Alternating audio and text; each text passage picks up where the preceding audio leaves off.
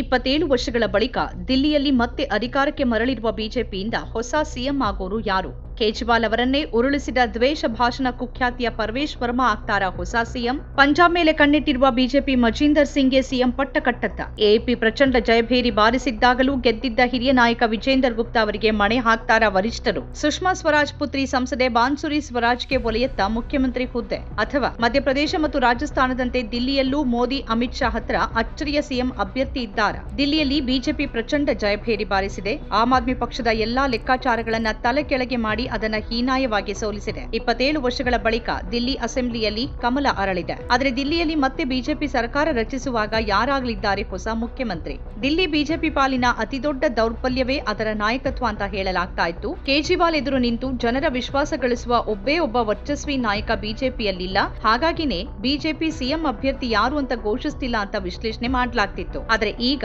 ಸಾಮೂಹಿಕ ನಾಯಕತ್ವದಿಂದಲೇ ದಿಲ್ಲಿಯಲ್ಲಿ ಬಿಜೆಪಿ ಭಾರಿ ದೊಡ್ಡ ಜಯವನ್ನ ತನ್ನದಾಗಿಸಿಕೊಂಡಿದೆ. ಎಲ್ಲೆಲ್ಲಿ ಯಾವ ನಾಯಕರಿಗೆ ಪ್ರಾಮುಖ್ಯತೆ ಕೊಡಬೇಕೋ ಅಲ್ಲಲ್ಲಿ ಆಯಾ ನಾಯಕರನ್ನೇ ತೋರಿಸಿ ಎಲ್ಲಾ ವರ್ಗ ಜಾತಿ ಸಮುದಾಯಗಳ ಜನರನ್ನ ತನ್ನತ್ತ ಸೆಳೆದುಕೊಂಡಿದೆ ಬಿಜೆಪಿ. ಈಗ ಯಾರ ನೇತೃತ್ವದಲ್ಲಿ ಬಿಜೆಪಿ ಸರ್ಕಾರ ರಚಿಸಲಿದೆ ಅನ್ನೋದು ರಾಜಕೀಯ ವಲಯದಲ್ಲಿ ಬಿಸಿ ಬಿಸಿ ಚರ್ಚೆಯ ವಿಷಯ. ಸದ್ಯಕ್ಕೆ ಸಿಎಂ ಕುರ್ಚಿಗೆ ಹಾಟ್ ಫೇವರಿಟ್ ಆಗಿರೋರು ಯಾರೆಲ್ಲ ಅಂತ ನೋಡೋದಾದ್ರೆ ಮೊದಲು ಕೇಳಿ ಬರೋ ಹೆಸರು ಪರ್ವೇಶ್ ವರ್ಮಾ. ಇವರು ದೆಹಲಿಯ ಮಾಜಿ ಸಿಎಂ ಸಾಹಿಬ್ ಸಿಂಗ್ ವರ್ಮಾ ಅವರ ಪುತ್ರ, ಮಾಜಿ ಸಂಸದ. ದ್ವೇಷ ಭಾಷಣಕ್ಕೆ ಕುಖ್ಯಾತಿ ಪಡೆದವರು, ಖಟ್ಟರ್ ಹಿಂದುತ್ವವಾದಿಯಾಗಿ ಗುರುತಿಸಿಕೊಂಡವರು. ಈ ಬಾರಿ ಹೊಸದಿಲ್ಲಿ ಕ್ಷೇತ್ರದಲ್ಲಿ ಸ್ಪರ್ಧಿಸಿ ಕೇಜ್ರಿವಾಲ್ ರನ್ನೇ ಸೋಲಿಸಿದವರು. ಕೇಜ್ರಿವಾಲ್ಗೆ ಸರಿಸಮಾನ ನಾಯಕರಿಲ್ಲ ಅನ್ನೋ ಅಂದಾಜನ್ನ ಸುಳ್ಳಾಗಿಸಿ ಕೇಜ್ರಿವಾಲ್ ಅವರನ್ನೇ ಸೋಲಿಸಿದ ಪರ್ವೇಶ್ ವರ್ಮಾ ಸಿಎಂ ಸ್ಥಾನಕ್ಕೆ ವರಿಷ್ಠರ ಮೊದಲ ಆಯ್ಕೆಯಾಗುವ ಸಾಧ್ಯತೆ ಇದೆ. ಕಾಲ್ಕಾಚಿಯಲ್ಲಿ ಹಾಲಿ ಸಿಎಂ ಅತಿಶಿ ವಿರುದ್ಧ ಮಾಜಿ ಸಂಸದ ಪ್ರಭಾವಿ ನಾಯಕ ರಮೇಶ್ ಬಿದುರಿ ಸೋತಿರುವ ಕಾರಣ ಪರ್ವೇಶ್ ವರ್ಮಾ ಸಿಎಂ ಆಗುವ ಸಾಧ್ಯತೆಯೇ ಹೆಚ್ಚಿದೆ. ದಿಲ್ಲಿಯಲ್ಲಿ ಕಳೆದ ಬಾರಿ ಆಮ್ ಆದ್ಮಿ ಪಕ್ಷದ ಸುನಾಮಿಯೇ ಬಂದಿದ್ದಾಗಲೂ ರೋಹಿಣಿ ಕ್ಷೇತ್ರದಿಂದ ಗೆದ್ದಿದ್ದವರು ವಿಜೇಂದರ್ ಗುಪ್ತಾ.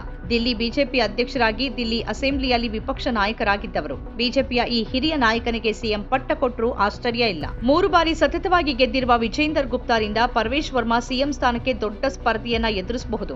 ದಿಲ್ಲಿ ಗೆದ್ದಿರುವ ಬಿಜೆಪಿಯ ಮುಂದಿನ ಗುರಿ ಪಂಜಾಬ್ನಲ್ಲೂ ಆಪನ್ನ ಸೋಲಿಸೋದು. ಅದಕ್ಕಾಗಿ ರಾಜೌರಿ ಗಾರ್ಡನ್ ನಿಂದ ಗೆದ್ದಿರುವ ಸಿಖ್ ಸಮುದಾಯದ ಮಜೀಂದರ್ ಸಿಂಗ್ ಸಿರ್ಸಾ ಅವರಿಗೆ ಸಿಎಂ ಸ್ಥಾನ ಕೊಡುವ ಸಾಧ್ಯತೆಯೂ ಇದೆ. ಕರೋಲ್ ಬಾಗ್ನಿಂದ ಗೆದ್ದಿರುವ ದುಷ್ಯಂತ್ ಗೌತಮ್ ಬಿಜೆಪಿಯ ಹಿರಿಯ ದಲಿತ ನಾಯಕ, ರಾಷ್ಟ್ರೀಯ ಪ್ರಧಾನ ಕಾರ್ಯದರ್ಶಿ. ತಳಮಟ್ಟದಿಂದ ಬೆಳೆದು ಬಂದ ಈ ನಾಯಕನು ಸಿಎಂ ರೇಸ್ನಲ್ಲಿದ್ದಾರೆ. ಬಿಜೆಪಿಯ ದಿಲ್ಲಿ ಮಾಜಿ ಸಿಎಂ ಮದನ್ ಲಾಲ್ ಖುರಾನಾ ಅವರ ಪುತ್ರ ಹರೀಶ್ ಖುರಾನಾ ಈ ಬಾರಿ ಮೋತಿನಗರ್ನಿಂದ ಗೆದ್ದಿದ್ದಾರೆ. ಇದೇ ಮೊದಲ ಬಾರಿ ಶಾಸಕರಾಗಿರುವ ಹರೀಶ್ ಅಚ್ಚರಿಯ ಸಿಎಂ ಅಭ್ಯರ್ಥಿ ಆದ್ರೂ ಆಗಬಹುದು. ಇನ್ನು ವಿಧಾನಸಭೆ ಚುನಾವಣೆಯಲ್ಲಿ ಸ್ಪರ್ಧಿಸದ ಕೆಲವು ಹೆಸರುಗಳು ಕೇಳಿಬರ್ತಿದೆ. ಆದರೆ ದೆಹಲಿಯಲ್ಲಿ ವಿಧಾನ ಪರಿಷತ್ ಇಲ್ಲದ ಕಾರಣ ಇದರ ಸಾಧ್ಯತೆ ಕಡಿಮೆ. ಹಾಗಿದ್ರೂ ಬಿಜೆಪಿಯ ಹೈಕಮಾಂಡ್ ಏನ್ ಮಾಡುತ್ತೆ ಅಂತ ಊಹೆ ಮಾಡುವುದೇ ಕಷ್ಟ. ವಿಧಾನಸಭೆಯಲ್ಲಿ ಇಲ್ಲದವರಲ್ಲಿ ಮಾಜಿ ಕೇಂದ್ರ ಸಚಿವೆ ಸ್ಮೃತಿ ಇರಾನಿ ಮತ್ತು ದಿವಂಗತ ಸುಷ್ಮಾ ಸ್ವರಾಜ್ ಪುತ್ರಿ ಹಾಲಿ ಸಂಸದೆ ಬಾನ್ಸುರಿ ಸ್ವರಾಜ್ ಅವರ ಹೆಸರುಗಳು ಕೂಡ ಕೇಳಿಬರ್ತಾ ಇದೆ. ನಮ್ಮ ಕಾರ್ಯಕ್ರಮಗಳನ್ನ ನೀವು ನೋಡ್ತಾ ಇದ್ರೆ ನಮ್ಮ ಚಾನೆಲ್ ಅನ್ನ ಸಬ್ಸ್ಕ್ರೈಬ್ ಮಾಡಿ, ಪಕ್ಕದ ಬೆಲ್ ಐಕಾನ್ ಒತ್ತಿ ನಮ್ಮನ್ನ ಬೆಂಬಲಿಸಿ. ಹಾಗೆ ನಮ್ಮ ಕಾರ್ಯಕ್ರಮಗಳನ್ನ ಲೈಕ್ ಮಾಡಿ, ಕಮೆಂಟ್ ಮಾಡಿ, ಅದನ್ನ ಬೇರೆಯವರಿಗೂ ವಾಟ್ಸ್ಆಪ್ ಮೂಲಕ ಶೇರ್ ಮಾಡಿ.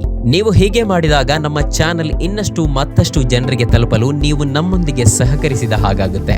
ಇದು ನೀವು ಯಾವುದೇ ಖರ್ಚಿಲ್ಲದೆ ಕೆಲವೇ ಸೆಕೆಂಡುಗಳಲ್ಲಿ ನೀಡಬಹುದಾದ ಸಹಕಾರ. ಧನ್ಯವಾದಗಳು.